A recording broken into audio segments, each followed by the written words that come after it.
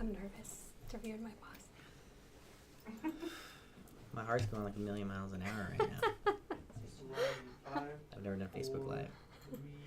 Oh, because you don't do it live. Sorry. And we're live. Hi, everyone. Welcome to Good Day Chula Vista. I'm Faby Gonzalez with Coldwell Banker West here in Eastlake. And today we have our episode 84, and I have my boss here with me, so I'm a little intimidated. But you know what? He's going to tell, if you're feeling stuck and unmotivated to keep going, you're definitely going to learn something today. So stick with us.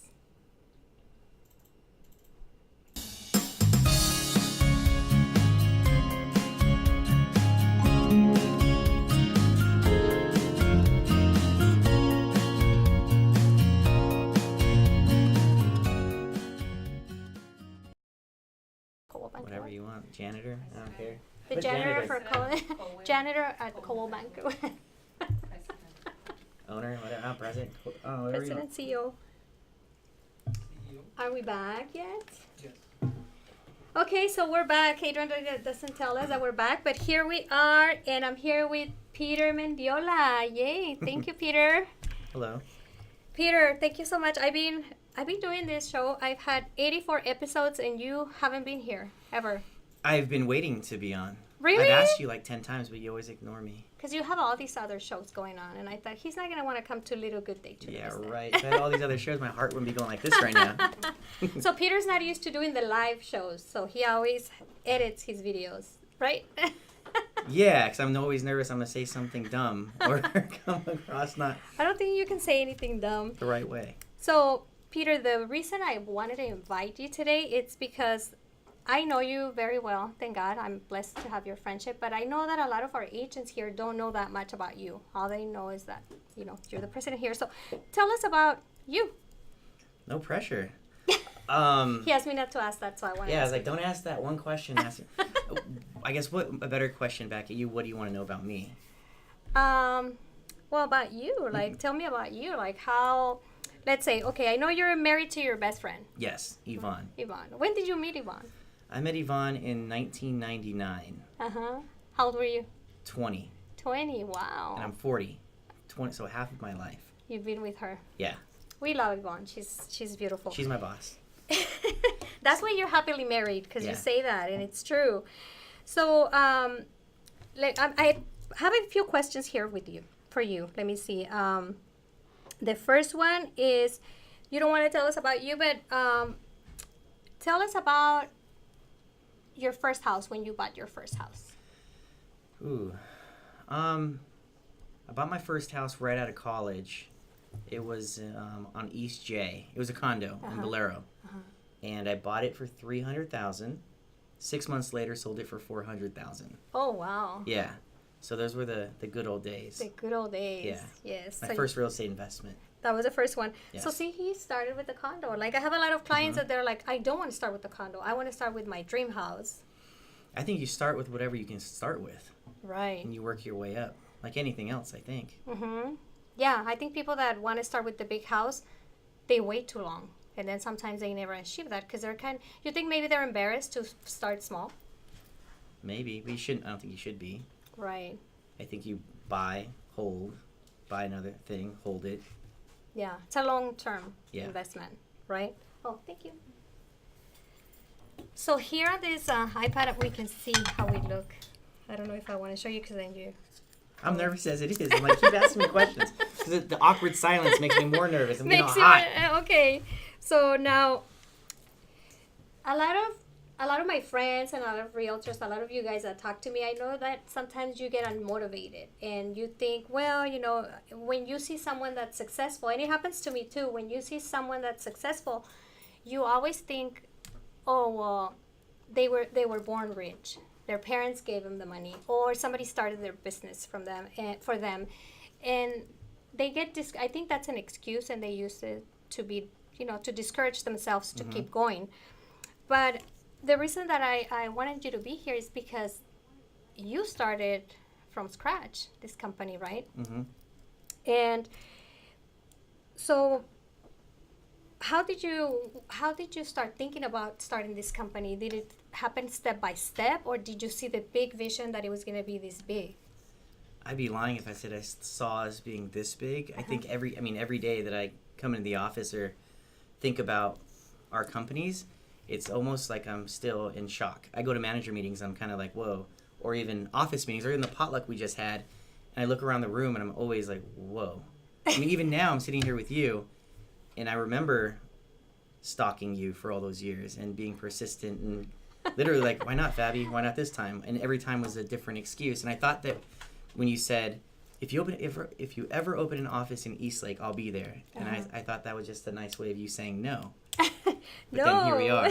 It was true, but I think you're so persistent when you want something, and to me it was, I always wanted to work with Peter, but it just didn't seem his office was far, and as a single mom, I had to pick up my kids from school, and I always remember that I was getting closer to wanting to join your company, but I told you, well, I have to pick up my sons from high school. I remember that. And then, I can't be doing that.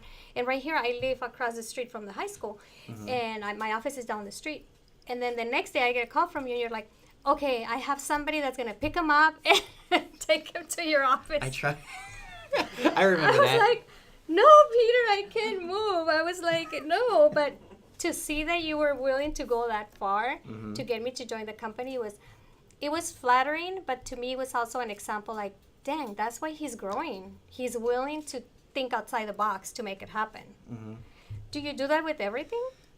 I think so. It's almost like a curse or a blessing, depending on how you look at it, to where I'm thinking all the time. And I like I said, it's a curse and a blessing because I can't stop. Sometimes I can't sleep, or sometimes I'll wake up and I'll have all these ideas on stuff I need to do, or even just tasks that I need to complete that day. Right. So it could be looked at as a curse or a blessing. So it's both, really, I think. Because you're never resting. Yeah. So when you think an idea, when do you know that this is an idea that can come true and I can work on it? Or it's just like my mind thinking? How do you sort them out? I'll think about it and I'll ask people, just random people, hey, what do you think of this? And I'll ask enough people around me. I think I'm very blessed and have a ton of smart people around me. So I'll go ask people, hey, what do you think of this idea? And if the majority of them say, oh, that's really stupid, which I get that a lot, then I won't do it. But sometimes I'll get those answers where it's like, oh, that sounds like it could work. Right. And so then the more of those answers that I get, then I'm like, okay, well, if it can work, then I got to figure out how to do it. So what I'm hearing is that you don't think you always have it right. Who, me? Absolutely not. No. So you think that, so you actually have an idea and then you start asking everyone, but it doesn't matter who you ask. And I think that's one of the things that I admire about you. Thank you. Because I think it keeps you humble. When you come to me or any of the agents here with questions like that, hey, I was thinking of doing this here at the office.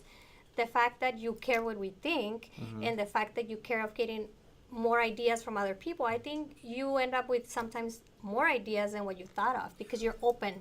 Or just an altered idea to where maybe I have an idea and you think, well, or you say, hey, well, that's cool, but maybe you should think about this. And then I'm like, okay, well, that sounds smarter than what I was thinking. So then my idea shifts a little bit. Right. But you need to not have a lot of ego to be able to do that. Because what I see some people, and, including myself, sometimes we have an idea and we don't want to bend it because our ego doesn't let us. And I see that you always have been open to that. Mm-hmm. Don't get me wrong. I have an ego like everybody else, I think. Well, you need it. But I think my ego is more it's a drive. Right. I think. I hope. I think ego, it's needed, but it's like you said, more to drive you to want more, but not to make you think that you know it all already. No. Right. I'm the first one to say I don't know much about much. I just have a lot of people around me that know a lot. You hire great people. Just lucky. Again, I think when I look at our management team, right? I look around a room and I'm like, whoa. How did you end up with these awesome managers with so much experience, right? It's nuts. Yeah. Yeah. But you were willing to reach out to them and, hire them. I mean, some people more so they were willing to work with me, right? Than me willing to. Yeah. Okay. I think every single one of them there's a story, and every single one of them, it took a lot for me to convince them that it's a good idea to come work with us. Mm-hmm. It wasn't like they were all looking for jobs, Mm-hmm. So what was your first job? Talking about jobs. My first job. My grandpa dropped me off on the side of RCP in National City, and I got paid $40 and a burrito. How to old go were you? move things. I was like 15. So that was your first I wouldn't count that as a job. My first real job. Yeah, that is a job. You got paid. Yeah, $40 and a burrito. My first real job, I think, I designed websites when I was in college, and I worked full time. Oh, wow. And designed websites when I was in college. Did you like real that? job. I loved it. I thought I was really good at it. Yeah. Actually, I was really good at it. You're good at marketing too. I think Maybe. you have really good ideas. I wanted to have my signs for my listings with my picture, and it was like this ego thing. You know, I wanted my picture on the signs, like the picture's gonna sell it, right? No, it's not. So I was talking to Peter, and Peter was giving me some ideas. He said, well, if you do it this way, your name and your phone number is going to be big, so if somebody's driving, they can actually see your name. And I was like, yeah, but what about my picture? And he's like, well, we could do the picture, but then your name is going to be smaller. So it took you a little while to convince me. But I actually remember that. I remember. I remember that. And you're like, you know, Faby, I think that's true for a lot of the agents out there. A lot of people want their logo or their picture. But when you're driving down the street and you're 2 blocks away, all you see is Faby Gonzalez. Yeah. But if you had Faby Gonzalez and a picture and a logo, yeah, you don't see Faby Gonzalez. And I think a lot of agents or people get caught up in their picture or their logo, but really, what does that say? Yeah. For people that don't know you. And they're driving. They're not going to be able to get your name because it's too small. They would have to park and get the name. And when you did that, I started thinking how you run your business, and we don't see your picture everywhere. We don't see your name everywhere. Because I have a radio face. So I thought, you know, I'm going to follow whatever he says, because obviously he's proven to all of us that it works. And I thought he never has his picture anywhere or his name. It's always, you know, the company's name or the agent's names. But, you know, sometimes I think you're like a lot behind the scenes. Mm-hmm. I think it's more important for you to be successful than for me to have my face out there. Right. I think. No one cares about me. We care it's about scoreboard. How many houses have you sold? How many listings have you sold? And that's, I think, more important than seeing my face out there. Yeah, see, that's a different mindset, and I think, like, a lot of the successful people have that mindset. They don't have the bigger ego like some of us do. Now, Peter, the economy, there's been a lot of negative talk about, you know, in the news, like the economy is going to slow down, the market's going to crash, prices are going to go down. And then some of our, you know, our friends and clients and agents, they're thinking, well, maybe this is not a good time to start my business. Maybe this is not a good time to follow my dreams. Maybe I should put it on hold. Maybe it's not a good time to buy a house or to upgrade my house. Maybe I should wait until everything is perfect. What do you think? My politically correct answer would be, maybe you should wait. Mm-hmm. But my honest answer, I think, is, while you're waiting, I'm doing. Right. Does that make sense? Right. So I think if you're waiting to get into the real estate business, let's say, and you're waiting for the market to be perfect, it never will be. And I think in every market you can make money. Right. In every market there's opportunity. In every situation there's an opportunity. So I think that whether you're buying, selling, getting into the business, or getting into a completely different industry. Right, starting a business. It all comes from here, I think. Right. So when you started this company, it was like the market had just crashed. Not yet. It was February 2007. But it was ready. Like they were waiting for you to open to crash. The doors. They were waiting for you to open to crash. Yeah. So what did you think? Did people think you were crazy? I remember when I got my first office in Bonita, my dad said, "How much is your lease?" And I said, $8,000 something. And he says, "Well, how many people do you have working with you?" And I didn't have very many at all. And he says, "Well, what are you thinking?" And to be honest with you, I had a plan of what I wanted to do. And so it's like I just had blinders on what I wanted to accomplish.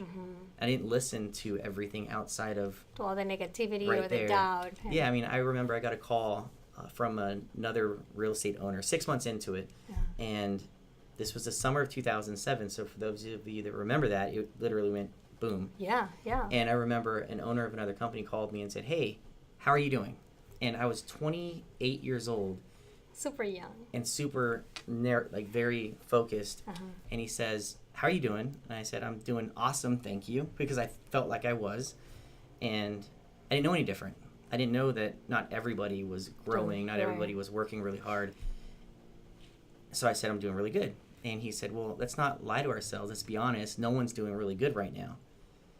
And I was kind of taken back a little bit, like, well, that sounds like your problem, dude. That's not my problem. Right. So we basically ended the conversation. And looking back, I think it was that owner's mindset that ultimately put that company out of business. Right. Yeah. He closed his mind. It's not going to work. Yeah. And I think me being so naive and just hungry, I didn't know that the market was, I mean, I knew, but I didn't know that it wasn't supposed to be that way. I just thought that was how it always was. It's just, you just have to work.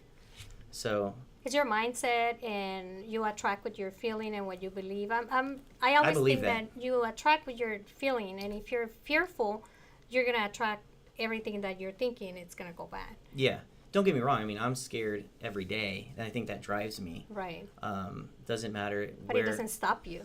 No, it drives me. More than stopping me, it drives me. Where I don't want to let my daughters down. I don't want to let my wife down. I don't want my parents down. Right. I don't want to let our team down. I don't want to let anybody down. So I think that's where a lot of my fear is based. Right. But it's inspiring to me, I think. So to keep growing. Okay, and now, so when you started this company, and because a lot of companies start with just the real estate side, and that's all they do, and they think, well, I'm just going to leave off all these agents selling. But you never thought that. You saw beyond that, right?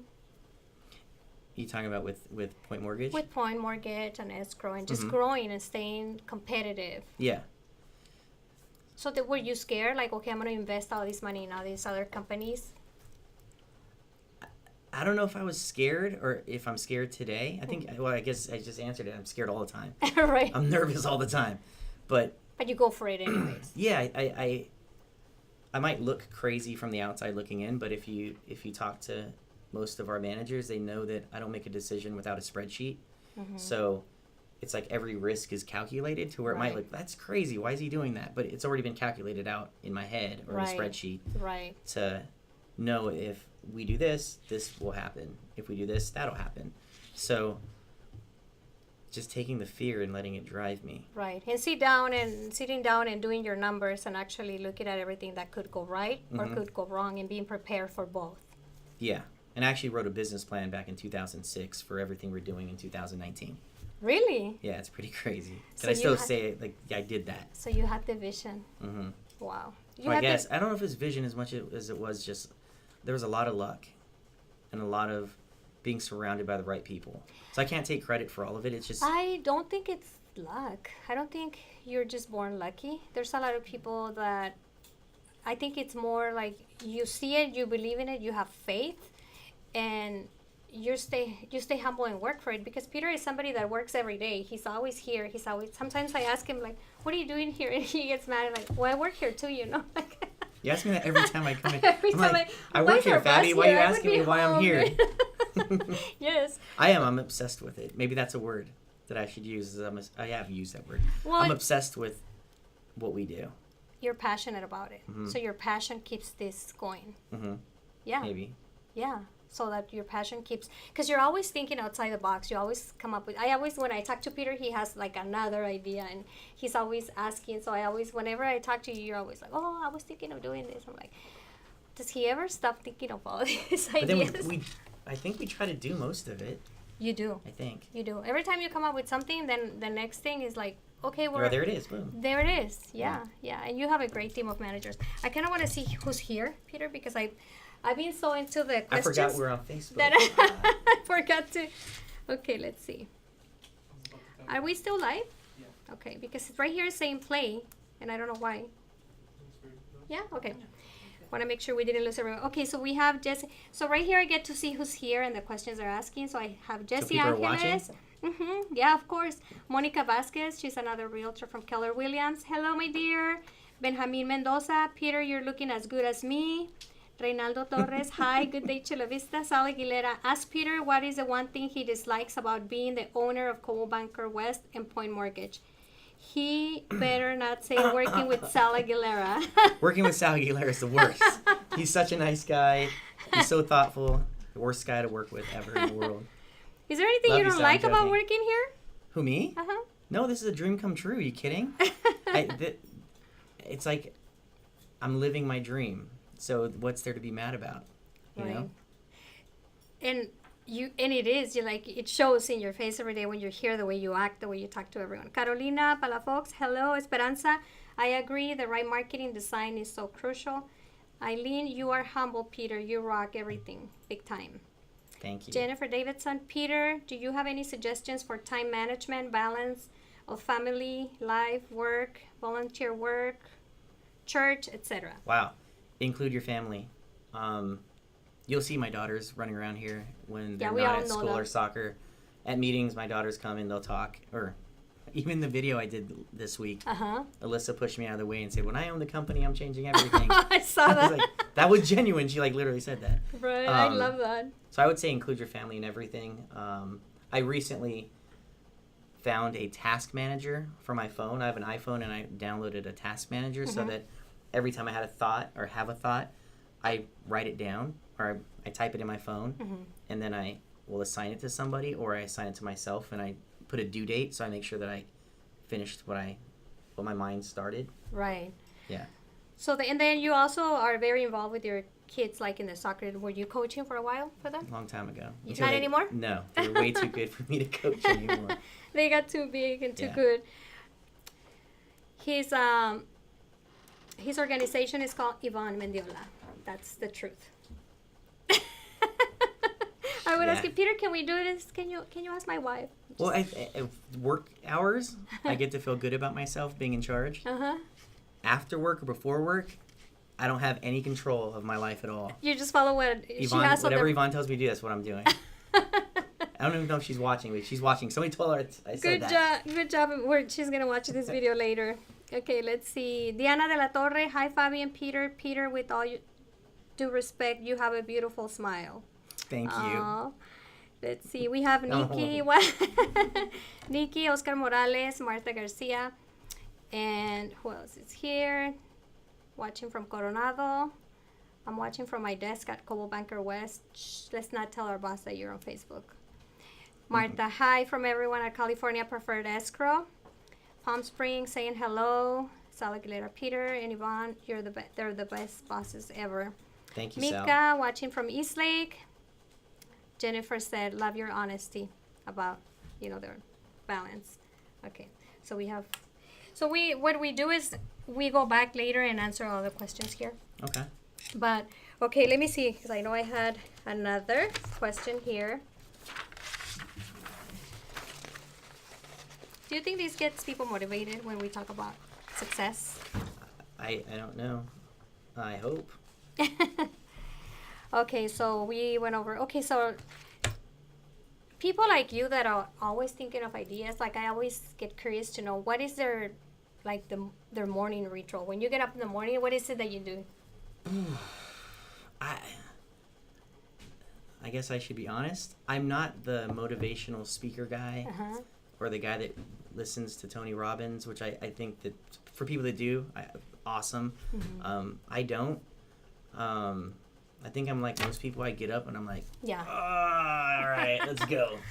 But yeah, jump into the that's day. A tough question to answer because my answer should be I wake up and I go to the gym, I do this and I do that, and every morning's different. I mean, I've been taking my girls to school every morning. I leave the house at like 6:45 and I take them to school. Okay. So I guess my day usually starts on the ride home because I'm 9 times out of 10 on the phone. But right when I drop them off at 7:30, that's when my day starts. And I now I'm looking at my task manager, figuring out what I got to do and who I got to talk to and all that good stuff. So your day starts with family. Even though you are the CEO of these big companies and you're so busy, you still drive your kids to school every day. Yeah, I think it's important. Not to mention Yvonne told me I had to. So, but I love her for it because I get to spend time. Even though I have a 13-year-old and 11-year-old, 2 daughters that seem to fight every morning. They can be stressful, but it helps me to stay in tune with them. Right. Where Yvonne picks them up from school, but then I'm there at soccer practice every day. Right. So I think that's your morning routine. I think that, keeps you grounded, doing that the normal stuff. Because, a lot of people that are very busy and have big companies, they hire somebody to do that. They just want to get up and do all the other things that we're talking about. Let's get up, read my affirmations, go to the gym, and then somebody else is taking care of the kids. But you decided, no, this is what I want. I want to take my kids to school. Well, Yvonne, and keep my wife Yvonne happy. Decided that for me, but that's why I love her so much, because I think she keeps you grounded. I think Yvonne really keeps you grounded. Mm-hmm. And my mom and dad, I think everybody. I'm blessed because I feel like my mom and dad raised me right. How about at night? Do you do anything special at night to finish up the day? Like, do you review what's going on the next day? Oh, I think, like I said, I'm addicted to it. So, as an example, today we have soccer practice from 6 to 7:30. Leah has soccer practice, and I'll go watch soccer practice. But I'm watching, and I'm 9 times out of 10 on the phone, talking to somebody about something. But I'm watching practice. I'm there watching. I don't miss anything, but I'm on the phone as well. Still working. And after that, I usually will shut it down. But I don't. When I say shut it down, I won't usually talk to very many people. But I'll be on my phone still. That's the bad thing. I'm trying to slow that down a little bit because I'm on my phone way too much. Right. So I think most of us are.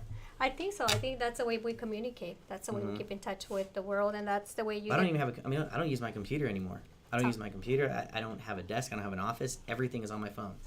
Yeah. My mom had brain surgery yesterday, and from 6 o'clock to 12 o'clock, I was on my phone working. Like, literally. At the hospital. I did spreadsheets. I did all kinds of stuff just on my phone. How did the surgery go? Good. I think she should be going. She should be home right now. Wow, that quick? Mm-hmm. That's a blessing. It's a blessing. Totally. Yes. Totally lucky. So, okay, so then that's, you even at night, you're still reviewing your day, you go to the practice with the kids. And so what do you think keeps you humble? The way I was raised, maybe. My mom, my dad. I'm very lucky to have good people around me to keep me grounded. I mean, I hope everybody out there knows Bob Olivieri, but he's a big guy. And I've told him, hey, if I ever get arrogant or cocky or say something stupid, punch me in the face. Yeah. And Bob's a pretty big guy. So I think I have a lot of people around me that keep me in check. Right. I have a lot of people around me that still make a ton of fun of me. So whenever I start to feel cool about myself, somebody will usually put me down. And I'm like, okay, well, I'm not that cool. and to be honest, I mean, one cool story, when I went to my first Gen Blue for Coldwell Banker, I thought I was really cool because I own Coldwell Banker franchise now, so I'm really cool. But then I go to my first breakout session, and there were 2 women that made more money than our entire company times like 4 or 5. Oh, wow. And I was like... You're like, okay, that's a reality check. All right, we're not that cool yet. So I think no matter how successful you get, there's always going to be someone more successful. And I feel like I'm still getting started, so I don't think I have any room to be... Feeling cocky. Yeah, I don't think so. Not yet. If ever, I mean... I think when I see some agents, and I can only talk for agents because this is where I work and I hang around with a lot of agents, and whenever I see some of the ones that are not that successful, I'll hear them talking about the ones that are least successful. They're like, oh, did you see so-and-so? They're not really selling that much. Or did you see so-and-so? Oh, my God, they're going broke. And I'm thinking... I'm sorry, I'm busy looking at Patty McKelvey, Melissa Tucci. Those are the ones I'm looking at because I'm always going to feel little next to them. And I always see that I have a long way to go to even get halfway there. And I see how hard they work, how humble they are. So I think the way you do it, you do the same thing. You look at who's ahead of you because that gets you motivated. Instead of looking, let me see who's behind so I can feel bigger. Mm-hmm. Yeah. I also have a motivation. I mean, I want to make sure that my daughters are set up so that they don't have to worry when I'm not here. So I don't think there's any room for me to be complacent or settle, cocky or arrogant. Because that's my number one goal. I just want to make sure that they're taken care of. Right. So I don't know if I'll ever be able to rest. With that being said, does that make sense? Yeah. Yeah. So. And a lot of successful entrepreneurs here in our community ended up moving up north because they didn't want to stay in Chula Vista. Why did you stay in Chula Vista?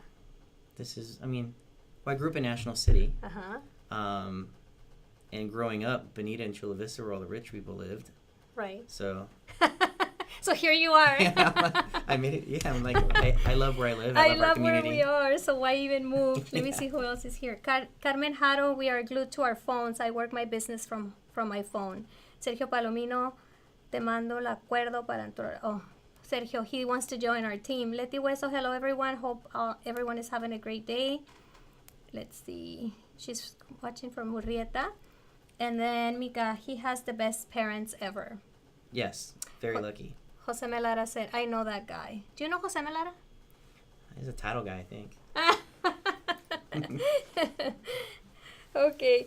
So, do you have some of your favorite quotes that you want to share with us that get you, whenever you're feeling down or you're having a tough day, because I'm sure things go wrong sometimes and you get a little discouraged. What do you do to come back from that when something went wrong?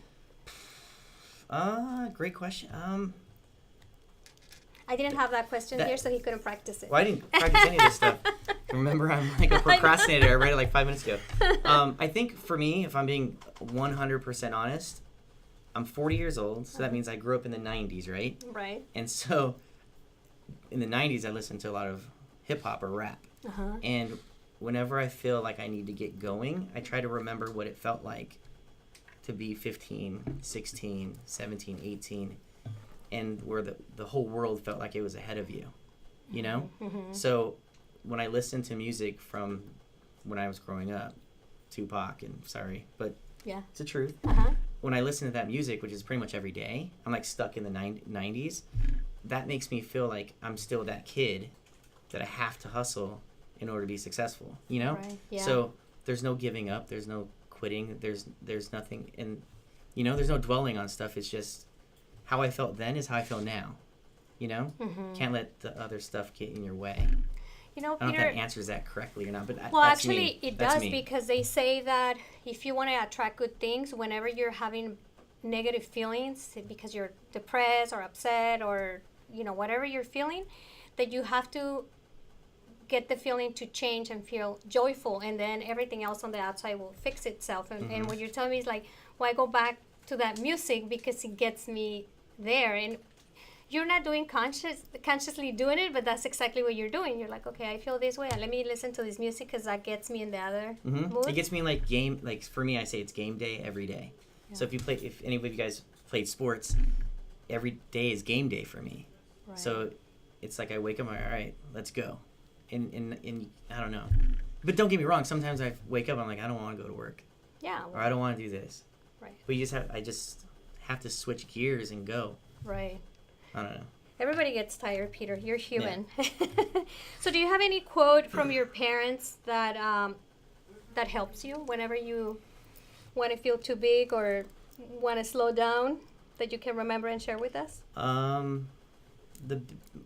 What my dad used to tell me all growing up is there's no such word as can't.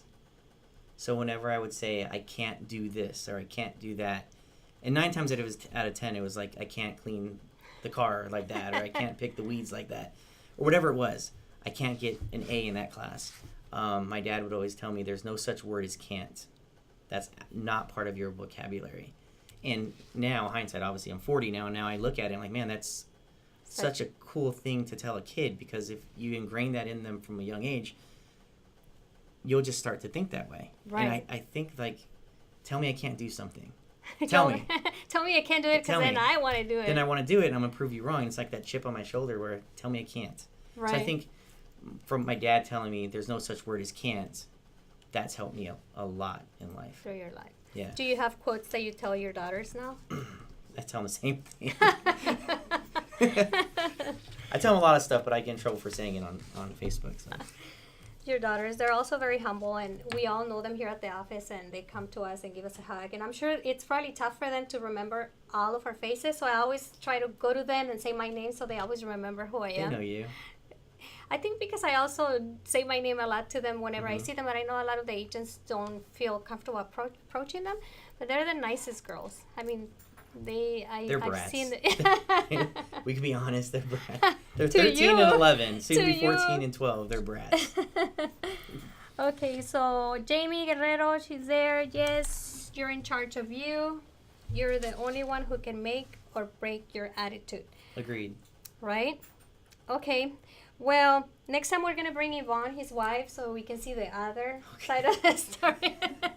This just got hot. Oh, I'm just kidding. Well, thank you, everyone. And I know a lot of you guys are at work and didn't watch this live video, but if you guys have any questions once you watch the video, please type them under the video in the comments, and I'll make sure to ask Peter and get you the answer. Or you can go in there and answer. Okay. Okay, so we're going to give out 2 Starbucks cards. Okay? So these are the people that I'm picking. ask the question. Yeah, hold on, let me see.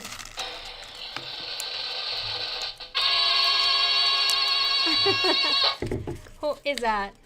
Diana de la Torre. Diana! Bravo! Dianita, another one. All right. Martha Garcia. Martha! From California, preferred escrow, our favorite escrow. Yay. Martha, she's such a cheerleader to all of us. Mm-hmm. We love her, just so you know. I know Diana said I had the best smile, but Martha does. It's like Martha walks in and smiles, and you can't say no to her. Yes. That's how you got me to... Yvonne got mad at me yesterday. Are we still in the air? Yes. Oh, never mind. Yvonne got mad at me yesterday because she said that I was mean to Martha, but I wasn't. Uh-huh. But then, Martha, was he mean to you? You can tell us. I didn't mean to be mean to you. You've known them for many years, right? Martha and Liz. Since 2006. Yeah, because you guys are like family. Yep. Yeah. So you can be mean because she's family. No, but I wasn't mean. Yeah. Was he mean? Tell us, Martha. Is this over yet?